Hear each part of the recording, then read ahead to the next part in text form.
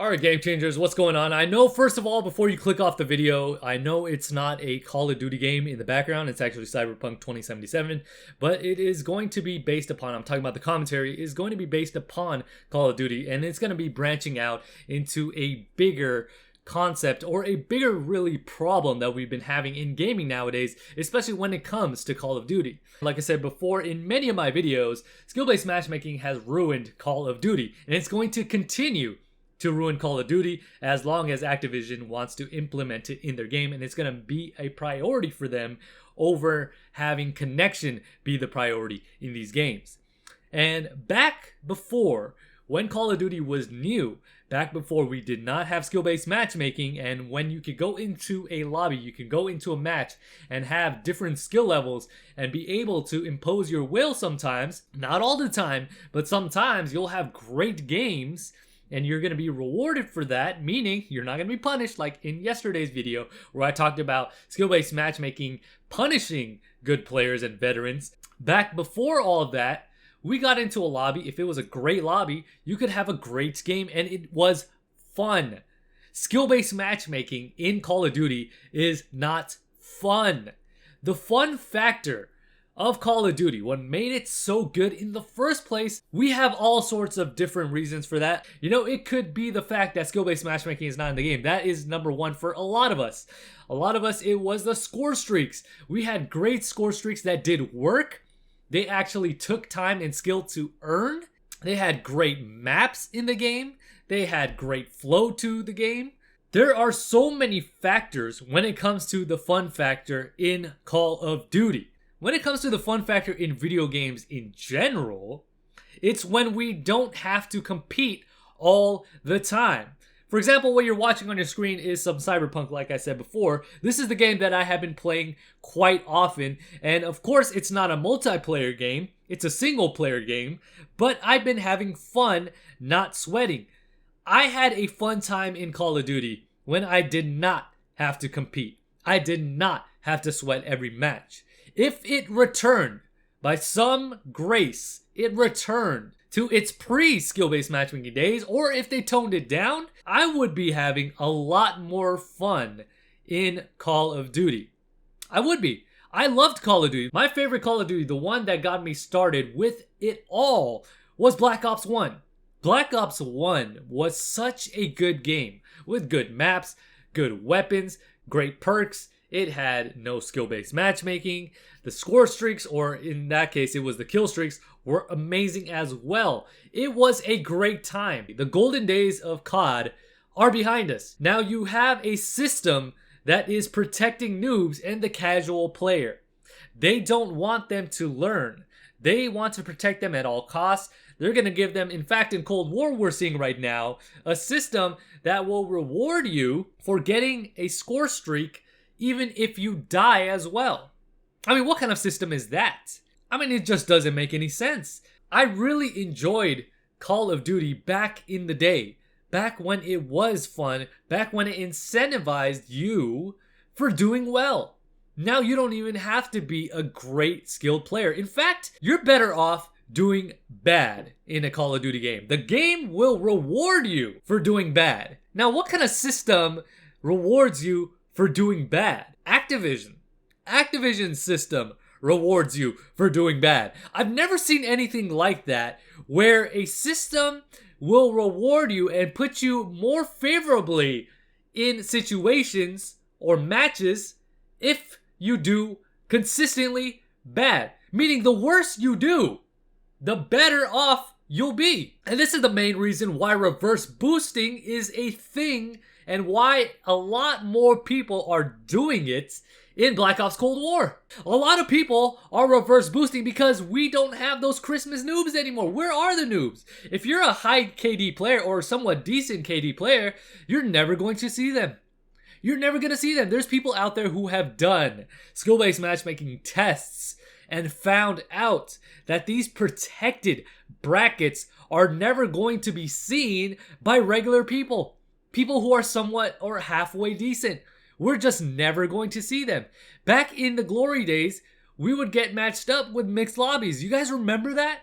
Some lobbies were filled with noobs. Others were filled with more skilled and competitive players, but again, it was mixed. But at the end of the day, we still saw some players who were not as great. We saw that. Never again are we going to see that. Unless, of course, you reverse boost or session join on a bad player. You're just never going to see it again. This part of Call of Duty now, what it has become, is tragic. Honestly, I already said, and I personally think, that skill-based matchmaking is going to do away with the casual side of Call of Duty. That a lot of people, this is the main reason I thought Call of Duty became so popular, was it was an easy pick-up-to-play arcade shooter where you did not have to compete. There was not a huge skill gap involved with this game. There just wasn't. But now they want to turn it into something else. They want to evolve the formula, the successful formula they once had. They want to turn it into something else, and it's just not working for them. I don't think this is the winning formula. It's really not. It's not at all.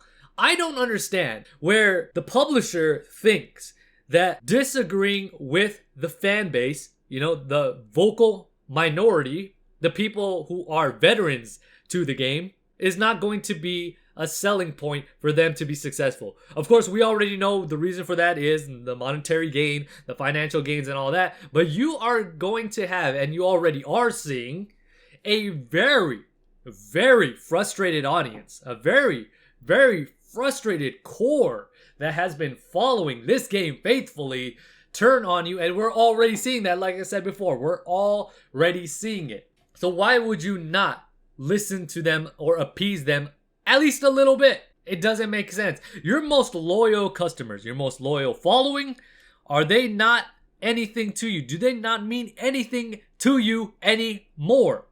It doesn't seem that way.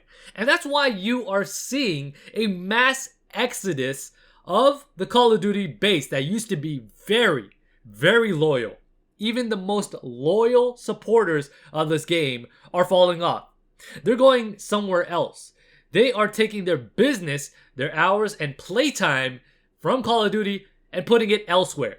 Putting it somewhere where the franchise for that game will actually value them. Value their playtime, value their money, value them as a customer, value them more importantly over anything else, a fan of the game. This is why Call of Duty is so afraid of posting the playtime that they have with their games. Have you guys noticed that? Have you noticed that they have not been posting the amount of hours that are being put into the game? Because guess what? It is getting lower and lower and lower and lower and lower each and every time. And this is the reason why. Because they are scaring away, they're turning away their loyal fan base. That loyal fan base means something. It used to mean something. But now, I don't think it means anything to them. Instead of putting the most loyal fans at the heart of their franchise or at the heart of their games, they are taking the financial route over us. And this is why you have an increasing amount of very frustrated players with this game. This is why we are seeing more and more people turning away from Call of Duty. I'm not talking about the casuals. I'm talking about the hardcore veterans to this franchise who have been putting the time and effort into this game. Those are the people that I'm talking about. And it seems like they don't even care. They stopped caring a long time ago. And this is something that is a problem for this franchise. And I think in the long run, it's going to be a bad thing for them. It's turning out to be a negative thing, and it's eventually going to catch up to them. They're going to end up regretting it. And this is why I'm considering next year not to even buy the Call of Duty game. The next Call of Duty game that comes out, why should I even purchase it? This is going to impact and make Activision think about the mistakes that they're making. And this is honestly what I feel like a lot of people need to do. Whether they're going to do it or not, I don't know. There's a lot of Activision shills out there who are still going to make their money for favoring and for siding with Activision. So I understand their standpoint, but it doesn't make it right. But Personally, I feel that I should not support this franchise next year by buying the next Call of Duty game. There are a lot, and I mean a lot, of other games that are quite frankly way better than Call of Duty. But let me know what you guys think in the comment section below. With that being said, thank you guys so much for tuning in. If you guys enjoyed the video, make sure you guys hit that like button. If you guys are new to the channel, hit that subscribe button, and don't forget to hit the bell to be notified every single time I upload a video. And with that being said, this is GCP, signing off.